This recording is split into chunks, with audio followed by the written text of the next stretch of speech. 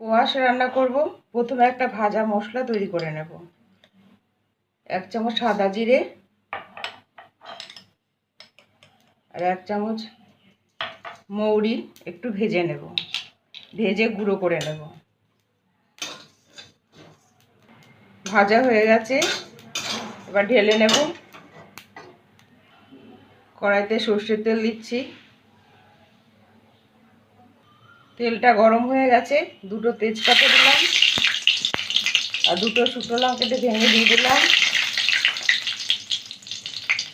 1/2 চামচ সাদা জিরে দিলাম, দিয়ে একটু ভেজে নেব। ফোড়নটা ভেজে নিয়েছি। একটা পেঁয়াজ দিলাম, একটা বড় সাইজের পেঁয়াজ। পেঁয়াজটা একটু ভেজে নেব। পেঁয়াজটা একটু ভেজে নিলাম, এবার কোয়াশটা দিয়ে দেব।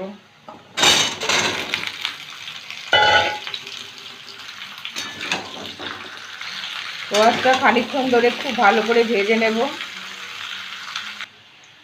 6-7 মিনিট ধরে খুব ভালো করে ভেজে নিলাম। এবার আন্দাজ মতো নুন দেব। 1 চামচ হলুদ দিলাম, 1 চামচ আদা বাটা দিলাম, 1/2 চামচ রসুন দিলাম, 1 চামচ জিরে গুঁড়ো দিলাম, 1/2 চামচ ধনে গুঁড়ো দেব, অল্প একটু লাল লঙ্কার গুঁড়ো দিলাম, 1/2 চামচ কাশ্মীরি লঙ্কার গুঁড়ো দিলাম। এবার ভালো করে কষিয়ে নেব। একটা টমেটো কুচি দিচ্ছি।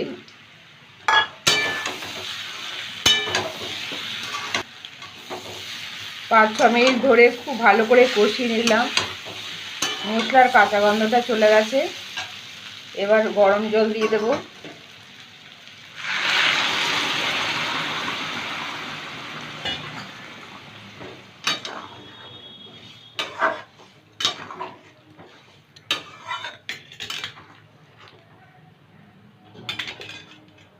এবার ঢাকা দিয়ে দেব সেদ্ধ হওয়ার জন্য।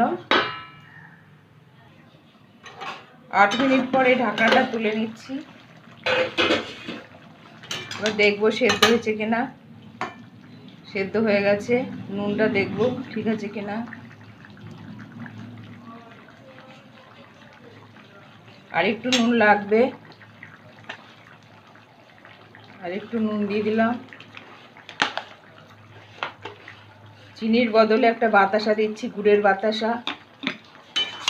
আপনারা চাইলে চিনি দিতে পারেন। দুটো চেরা কাঁচা লঙ্কা দিলাম। এবার খানিকক্ষণ ফুটিয়ে নেব। 4 মিনিট রান্না করে নিলাম। এবার ভাজা মশলাটা দিয়ে দেবো, গুঁড়ো করে রেখেছি। আর একটু শাহি গরম মশলা দেব।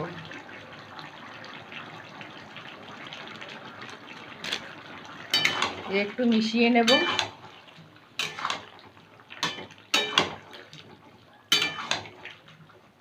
একটু মিশিয়ে নিলাম, গ্যাসটা বন্ধ করে দিচ্ছি।